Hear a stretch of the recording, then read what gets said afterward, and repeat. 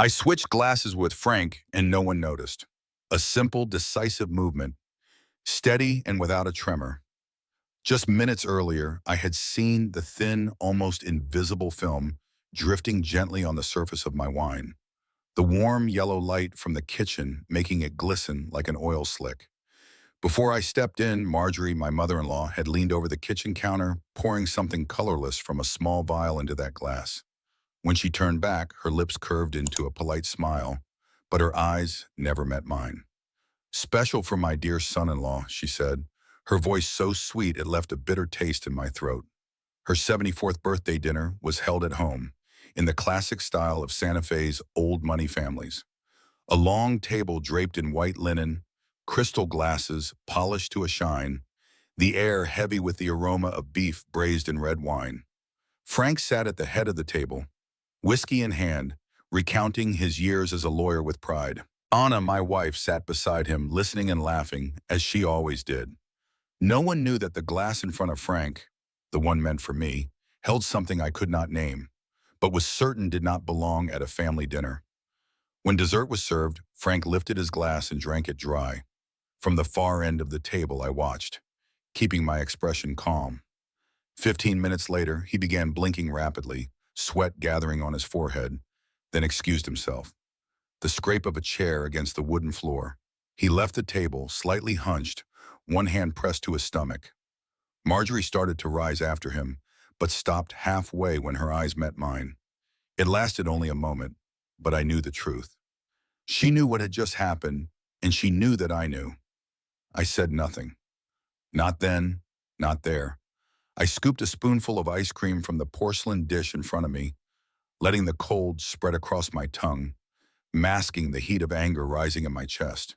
Around the table, the conversation kept circling business and the real estate market. Anna glanced at me now and then, smiling, unaware that anything was wrong. When you have lived more than half your life, you learn one thing. Quick reactions rarely bring victory. I knew that tonight I had just witnessed something I could never ignore. But instead of confronting it immediately, I chose silence, like keeping a knife hidden inside a coat, unused, but always ready. If you have ever been in a situation where a relative, or more accurately, someone you are forced to call family, did something behind your back, you will understand this feeling. Cold, deep, hard to put into words. I want to hear your thoughts. What would you do if you were me? Leave a comment below. And if this story makes you curious about what happens next, subscribe so you will not miss it. That night, as guests were leaving, Marjorie shook my hand, her red polished nails brushing lightly against the back of mine. "Thank you for coming," she said, her gaze steady, but I could see the fine crack in the mask she wore. I smiled, returned the gesture, and stepped outside. March air was cold and dry, carrying the faint scent of burning wood from a neighbor's fireplace. On the drive home, Anna asked softly, "Mom seemed a little off today, did you notice?" I only shrugged, saying I was a bit tired. In my mind, I had already begun arranging each detail. The averted glance, the movement of her hand hiding the small vial in her apron pocket, the thin film on the wine, and finally the moment she realized she had lost control of the situation. I knew from that moment the game had begun, but it would not be their game. Anna and I had been together for 10 years. A decade is enough to understand the way people look at you, even when they never say it out loud. From the day we married, I knew Marjorie and Frank had not chosen me for their daughter. They accepted me as a concession, the solution Anna insisted on keeping. But in their hearts, I would always be the outsider. I ran an antiquarian bookshop in Santa Fe's Old Quarter. It was work I loved and what sustained our life. My customers were collectors, university professors searching for rare printings, wanderers drawn to the scent of old paper. I knew every spine in my shop as well as I knew the veins on my own hands. But in Frank's eyes, a former lawyer who once closed multi-million-dollar real estate deals, it was nothing more than a hobby I had tried to dress up as a profession. "How is your shop doing this month?" he would ask each time we met, voice light as air but eyes inspecting. "Santa Fe is hard to make money in, especially with books." He would stretch that last word as if it were something flimsy, hardly worth discussion. Marjorie was more subtle. She never openly insulted me, but she knew how to place me lower. At dinners or charity events, she would introduce me to others with, "This is Tony. He owns a bookshop." Not Anna's husband, not our son-in-law. Just a clipped line, enough to make the listener understand I stood on the edge of this family. The family photos along their staircase were like an album that had forgotten me. Thanksgiving, Christmas, vacations. I was rarely in the frame. Once, after a group photo at a party, Marjorie smiled and told me to take a little rest, then called everyone over for a proper family picture. I stood off to the side, wine in hand, watching them pose without anyone thinking to invite me in. There were times I received no invitation at all. Once, Anna and I discovered they had hosted a dinner for relatives visiting from Chicago. When I asked, Anna said her mother thought we might be busy. I never believed it was a mistake. Marjorie always kept herself immaculate. Well-tailored clothes, polite words, a smile measured just right. But I could sense something cold, sharp, and resolute behind it. Something that only showed in fleeting moments. When she looked at me longer than necessary, or when Anna turned away and the warmth slipped from her face. Anna was different. She loved me with everything she had and still hoped one day her parents would see that. I had never wanted to force her to choose sides. I endured. I was polite. I brought fine wine to dinners, praised Marjorie's cooking, shook Frank's hand firmly. Most of the time, I believed I was doing the right thing. Until that birthday night, the image of Marjorie bending over the counter, hand-holding the small vial, colorless liquid pouring into my glass. It closed every door I had ever thought could open. No more misunderstanding. No more hope that one day they might accept me. When you see someone preparing to harm you in their own home, in the middle of laughter and small talk, you understand this is no matter of feelings. This is a direct strike calculated in advance, carried out with the confidence that you would never notice. But I did notice. I did not know what the substance was, but instinct told me to stay away. And when I switched glasses with Frank, I also switched my role in this game. No longer the silent sufferer, no longer the son-in-law trying to win favor. I became the observer, the one who remembers, and, if necessary, the one who will act. For the rest of the meal, I said nothing. Anna turned to me now and then, smiling, her hands searching for mine under the table. I held it, but in my mind, the pieces were beginning to align. The times I was cut out of photographs, the invitations that never came, the introductions without title, the cold gaze from Marjorie. None of it was accidental. That night, when Frank left the table with stomach pain, Marjorie did not rush after him as any concerned wife would. She sat for a few seconds, then rose, just long enough for me to catch her eyes. Shock, pulled back instantly, replaced by a thin smile. That was the confirmation. When we reached the car, Anna asked if I thought her mother seemed unwell. I said, maybe she is worried about your father. But the truth was, I thought she was worried about herself, because from now on, I would not forget a single thing. The next morning, I woke earlier than usual. Anna was still asleep, her hair spilling across the pillow, her breathing even. I stepped quietly into the living room and picked up the canvas bag where I had placed the wine glass from the night before. The liquid inside was now cold, but when I tilted it slightly, I could still see the thin film drifting lazily on the surface. I placed it in a sealed plastic container, padded with newspaper to keep it from breaking. I knew I could not take this to any lab in town without drawing attention. In Santa Fe, gossip traveled faster than desert wind. I called Ben, an old friend from university, who was now the lead technician in a toxicology lab in Albuquerque. We had once spent long nights buried in books over black coffee, and though we rarely spoke now, the trust was still there. Ben, I have something I need you to test. Personal only, not official. His voice hesitated for a second. What kind? I'm not sure. A drink. I think it has something in it that should not be there. His tone dropped. Bring it here. But you know the rule. This result will not be on any public record unless you ask. That is exactly what I want. I drove 2 hours to Albuquerque, hot, dry wind lashing against the windshield. I tried not to imagine the result, but my stomach was tight. When Ben took the container, he only nodded, asking nothing more. Give me a few days. 3 days later, he called. Tony, this contains a fairly high dose of benzodiazepine. If someone drank the entire glass, they would become drowsy, lose short-term memory, possibly pass out depending on their health. It would not kill, but enough to make you miss several hours, even an entire night. I stayed silent for a few seconds. Do you want to call the police? Not yet. I need to know more. Can you send me a written report? Of course. But Tony, do not let this pass like it never happened. I have no intention of doing that. That evening, I sat in my bookshop as Santa Fe lit up outside. Soft jazz drifted from the old speaker.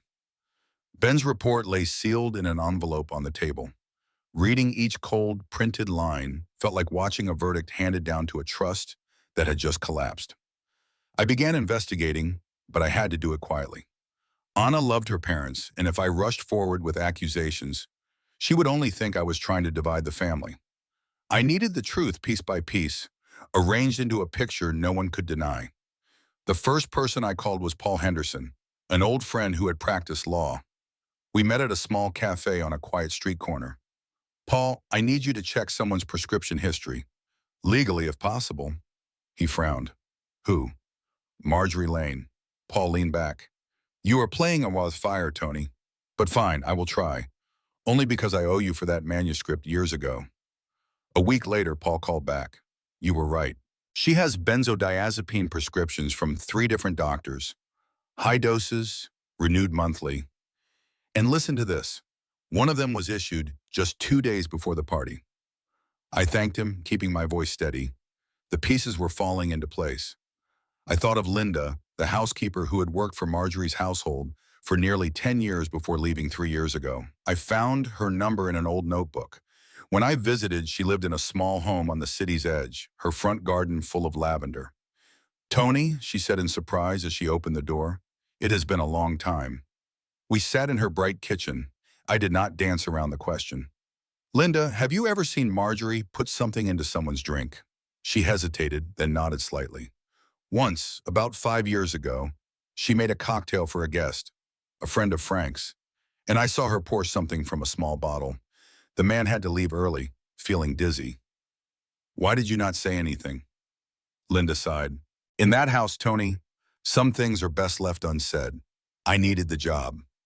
I left Linda's house as the sky turned violet. The wind carried the scent of lavender. But in me, there was only bitterness. I now had the lab report, the prescription history, and the testimony of a witness. But Anna still knew nothing. I looked at my phone, her name glowing in the contacts. I wanted to call, to tell her everything, but I remembered her face when she listened to her mother's childhood stories, her smile every Christmas when the family gathered. If I spoke now, she would think I was destroying that picture.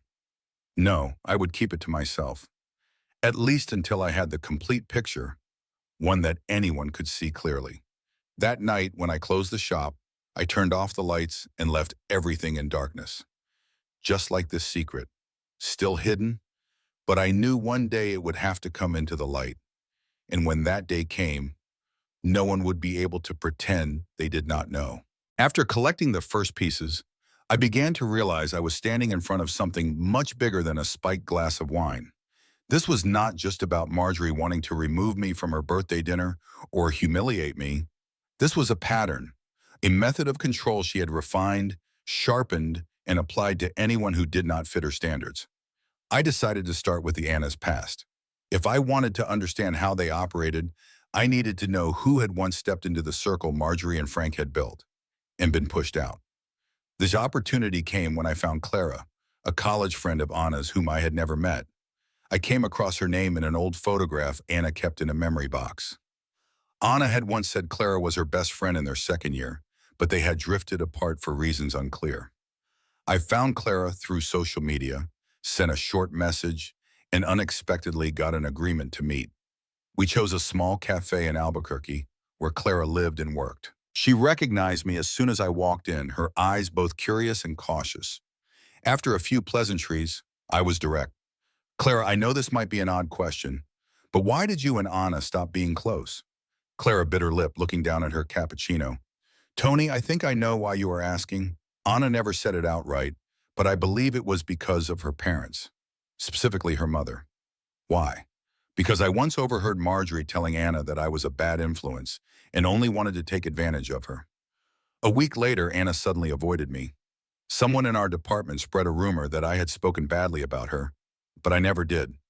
Back then, I thought it was a misunderstanding, but looking back, it was all too convenient. Her words were the final piece to confirm my suspicion. This had not started with me. It was a long-standing tactic. Plant doubt, create division, reclaim control. I drove back to Santa Fe with my mind spinning. If Clara was right, then Marjorie had likely used the same method to remove other friends, partners, or allies from Anna's life long before I arrived. I was simply the newest target. I needed more proof, not just stories. And this time, the proof had to be undeniable. I began by contacting the neighbor right next to Marjorie's house, Mr. Richard, a widower who lived alone with his old dog. I knew he had security cameras because Anna had once told me her mother was annoyed when the camera accidentally caught part of her yard. I brought him a rare book on the history of the Western railroads, something I knew he would appreciate, and casually asked if we could review footage from the day of Marjorie's birthday dinner. Mr. Richard agreed, and as we rewound the footage, my pulse quickened. About an hour before dinner, Marjorie stepped out of her house in a heavy coat, carrying a small fabric bag. She walked quickly to a car parked at the corner, opened the passenger door, handed something, small, shaped like a vial, to the person inside and took back an envelope. The exchange lasted less than 10 seconds before she returned, composed as ever. I asked Mr. Richard to export the original file to a USB. He smiled faintly. "I am not asking questions, Tony, but it looks like you are involved in something messy." "I hope I am not," I replied, though we both knew that was a lie. With that video, Ben's lab report, Paul's prescription records, and Linda's statement, the pattern became clear. Step 1. Identify who is a threat, a friend, partner, or relative of Anna who is outside her control. Step 2. Plant suspicion, create damaging stories so Anna or the person distances themselves. Step 3. If needed, escalate to stronger measures, like drugs, to damage credibility or create a compromising situation. Each piece of evidence I gathered was another brick in the wall I was building, not to trap myself, but to shield Anna and me from her calculated manipulation. I realized I had crossed a line, from someone who only wanted peace to someone ready to confront. But I would confront in my way, quietly, precisely, leaving nothing out. That night I sat in the shop, warm lamplight falling across the growing file. Anna called to say she would be late, helping Marjorie prepare for a charity event. I simply said yes, but in my mind, a plan was taking shape. I would not say a word until every piece fit. And when the time came, the story would be told in full. Not just in my words, but in images, recordings, documents. The kind of truth Marjorie and Frank could not deny, explain away, or erase. I knew one thing for certain. Once Anna saw the whole picture, she would never see her parents the same way again. And that would be the first step to breaking free of the control that had bound her all her life. I called Marjorie on a midweek morning, keeping my voice light as if this were only a passing idea. "Anna said you need a new portrait for the Women's Club fundraiser. If you want, I can take it for you. Free, of course." On the other end, she hesitated for a second. "Oh, Tony, how thoughtful. How about Saturday afternoon?" "Sure, I will bring my camera to your house." I spent the next 2 days preparing, not for the shoot, but for the conversation I knew would happen. From the desk drawer in my shop, I took a large brown envelope and slipped inside the printed toxicology results from Ben, a copy of the prescription records Paul had sent, and screenshots of the video showing Marjorie handing a vial to a stranger at the street corner. I sealed it and tucked it into my camera bag. On Saturday afternoon, I arrived exactly on time. Anna was away on a work trip, so it was just Marjorie and me. The door opened, and she appeared in a perfectly fitted deep blue dress, a pearl necklace at her throat, makeup flawless as always. "Frank is at the club," she said lightly. "We will not be disturbed." I set up the tripod in the living room, light from the large window falling in soft waves. Marjorie sat in the armchair, tilting her head at the right angle, offering a measured smile. I clicked the shutter a few times, adjusted the light, then I set the camera down. Before we continue, you should see this. I took the envelope from my bag and placed it on the coffee table in front of her. She looked at it, then at me. What is this? Everything you did at the birthday dinner. And not just that night. She opened it, paper sliding out with a faint rustle. The test results, the list of prescriptions from 3 different doctors, stills from the video. Her face stayed calm, but I caught the slight twitch at the corner of her mouth.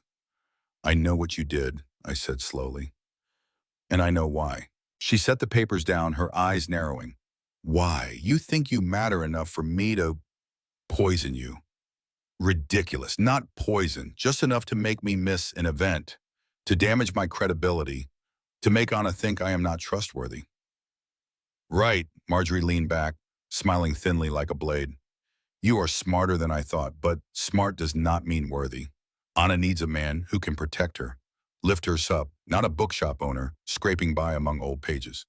And destroying her marriage is your way of protecting her. She shrugged. To let her see for herself that you are not the right choice. To have her leave you before it is too late. I stayed quiet for a moment, meeting her gaze. Let me make this clear so there is no misunderstanding. You will respect our marriage. You will stop every attempt to divide us. Not because you have changed your mind about me, but because you understand the consequences if you do not. She tilted her head, voice lower. And if I refuse, I will show Anna everything. And I will send copies to every one of your closest friends, to the club's board, to Frank. Who do you want me to start with? Her eyes flashed with anger. You think I am afraid. Anna is my daughter. She will believe me, not you. I think you underestimate your daughter. And you know that once she sees what I have, there will be no way to explain it away. The living room fell silent. The clock ticked steadily. Marjorie smoothed her dress, but her fingers trembled slightly. What do you want besides me respecting your marriage? She asked, her tone hard. No interference in our decisions, no speaking against me in front of Anna or anyone else, no reaching out to my friends or colleagues. In other words, you live your life and let us live ours. She laughed, but the confidence in it had faded. You really think you can set terms for me? I do not think, I know. I stood lifting the camera. We are done with the shoot. You can keep the envelope. Call it a reminder. I left without looking back. In my bag was a second copy of everything, locked safely in the shop's vault. I knew this fight was far from over, but at least I had drawn the line. And for the first time, I saw Marjorie realize she no longer held full control of this game. I chose an evening in mid-April. The weather in Santa Fe was cool and gentle, the sunset washing the adobe houses in gold. Anna thought it was just a small family dinner at our home. In truth, it was a meeting I had prepared for weeks. Besides Anna, I invited Daniel, her younger brother, and the only person I trusted to remain neutral, Mrs. Clara Harris, an old friend of their mother who had spent years on the board of the women's club before leaving over disagreements with Marjorie. Clara knew how they operated, and her presence would keep things from turning into a pointless shouting match. When everyone arrived, I had a long table ready, my laptop connected to the large screen mounted on the wall, and a tray of mint tea.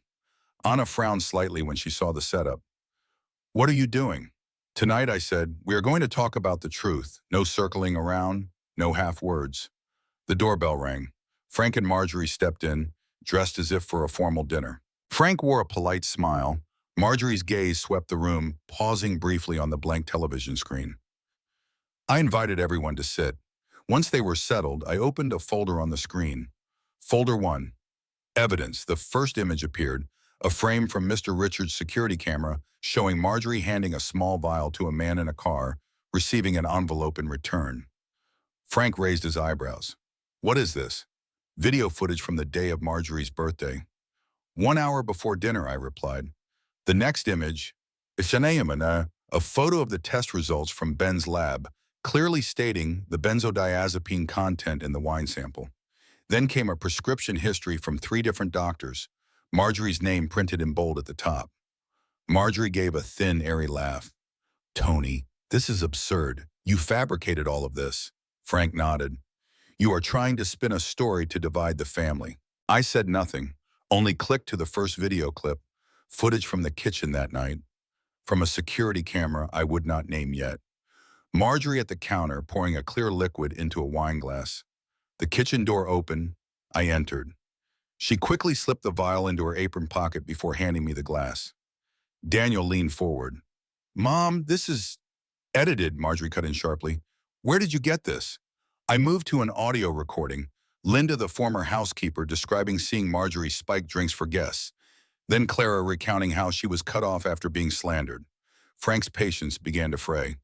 Enough, you are dragging outsiders into our private affairs. Outsiders. Clara's tone was calm. Frank, I was in your home long enough to know what Tony is saying is not new. The only difference this time is that there is proof. Anna sat still, hands clasped. I saw her eyes shift from her mother to me. I opened the final file, a recording of Marjorie and Frank arguing after Frank accidentally drank my wine. Frank's voice was clear.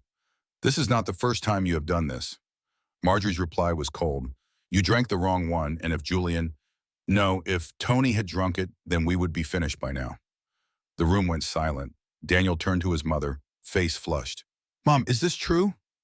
Marjorie gripped the armrest. I did everything for the family, to protect Anna from mistakes. Anna took a deep breath, her voice unsteady but firm. Protect me by sabotaging my marriage, by lying to my friends, by putting something in my husband's drink. Frank raised a hand. Anna, you do not understand. We only want what is best. Best for who, Dad? For me or for you? I stayed silent. This was the moment Anna needed to face the truth I had prepared for her all along. All the evidence was there, vivid and undeniable. Marjorie made one last attempt. Anna, do you really believe him over your own parents? Anna looked straight at her. I believe what I see and hear, and I have just seen it all. Frank leaned back, exhaling while Marjorie turned away, her eyes dry. No one spoke again. I shut off the screen and packed the laptop. I told your mother before, just respect our marriage. No interference, no sabotage. Today, everyone heard it clearly. Daniel stood. I think we should go. Maybe Mom and Dad need time to think. Clara rose as well, giving me a small nod. You did the right thing, Tony.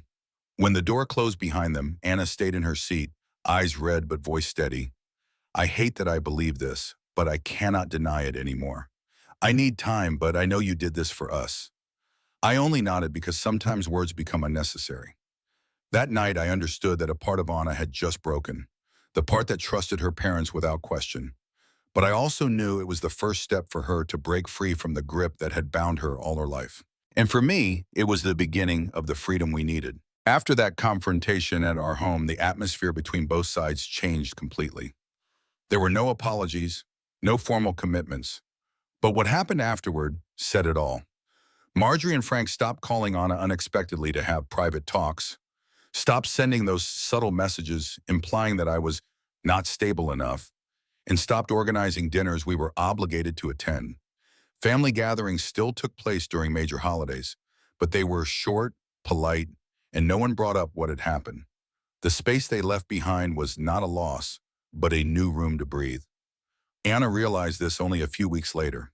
She slept more deeply, her mornings no longer starting with messages from her mother. She set her own work schedule, planned weekends with me or friends without thinking about what her parents might say.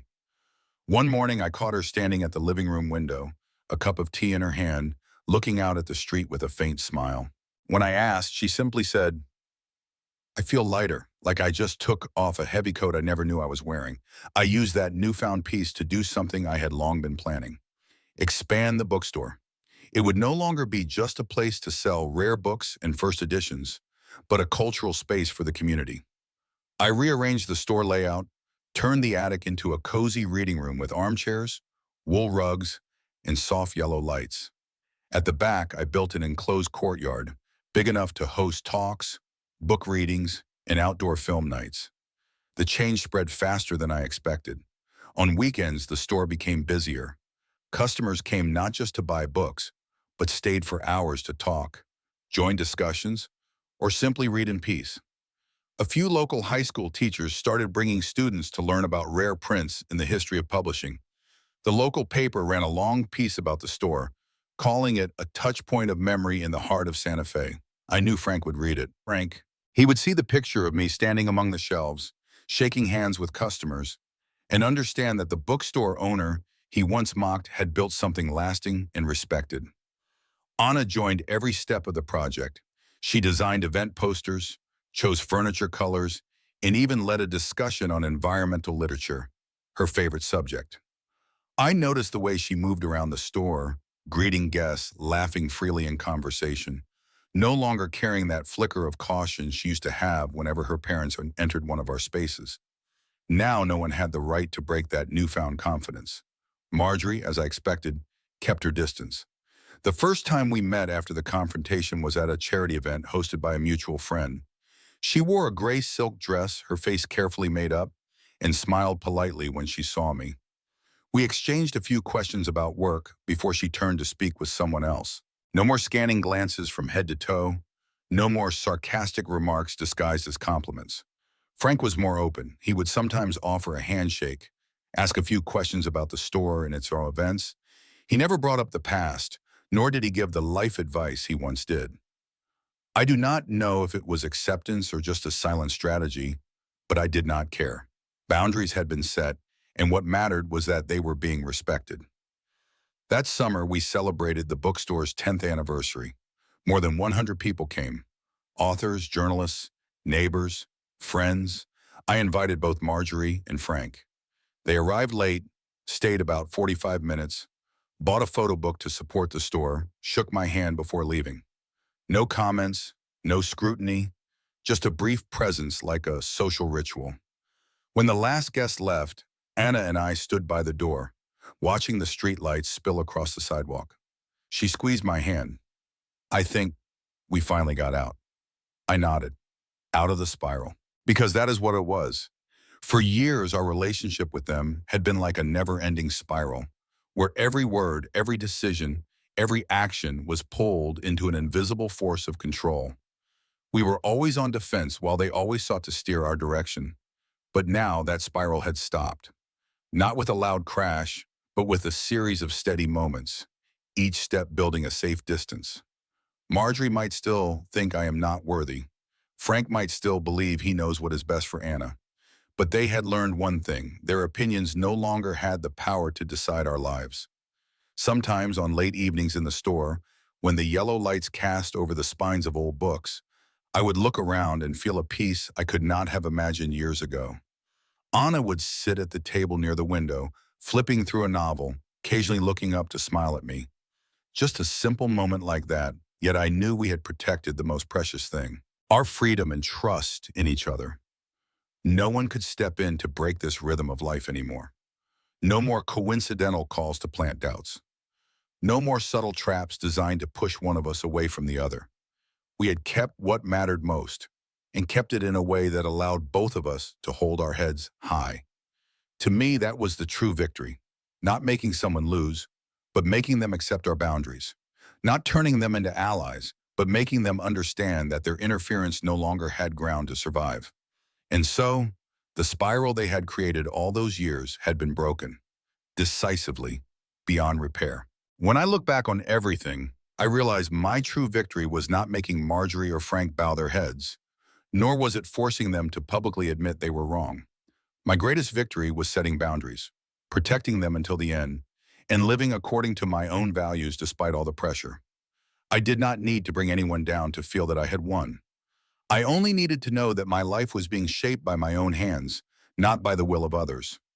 Many people still think that to get justice, you have to fight back hard, expose and humiliate the other side immediately.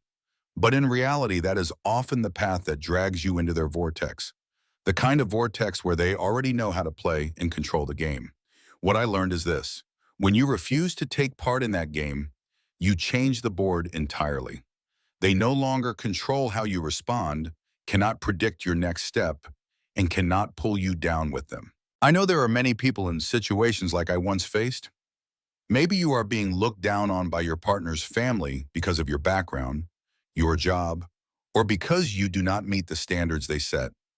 Maybe you are being manipulated in subtle ways, not with direct shouting, but with cold silences, veiled comments, or plans made quietly behind your back.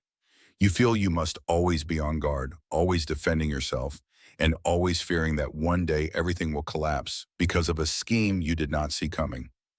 If you are in that situation, I want to tell you this. You do not need to shout to demand justice. You do not need to win every argument. What you need is to be ready and well prepared. Gather the truth. Keep your evidence. Watch carefully how they act. And most importantly, stay calm. Anger can burn away your resolve at the very moment you need it most. Strategic silence is not weakness. It is another kind of strength, the kind that keeps your opponent awake at night because they do not know what you will do next. When you are silent, you are not giving up. You are listening, observing, preparing. And when the time comes, you will have everything you need to present the truth in a way no one can deny. In my story, every piece of evidence was collected carefully and saved for the right moment. When I laid everything out in front of everyone, I did not have to shout that I was right. All I had to do was show them, through images, through audio, through documents, and let the truth speak for itself. I share this story not to boast that I have won, but to send a more important message. You can protect yourself in what you love without losing your peace or your dignity. You can break someone's control over you by standing firm on your boundaries, and when they are forced to respect them, you have already won, whether they admit it or not. If my story makes you think of someone who is being looked down on or manipulated by their partner's family, share it with them. Maybe this is the reminder they need to know they are not alone, that they still have the right to decide their own life. We cannot choose our partner's family, but we can choose how we face them, how we protect ourselves, and how we live in a way that honors who we are. If you want to keep hearing stories about strategic silence, about turning pain into strength, and about holding on to your personal values, subscribe to this channel. Every story told here is not just for entertainment, but as a reminder that there are smart, calm, and effective ways to take back your life from those who once tried to hold it. Subscribe so that when you need a reminder, a new perspective, or a bit of strength from someone who has been through the same, you will find it here. And if you have ever made it through a story like this, share it, because who knows, your story may be the light guiding someone else through the dark.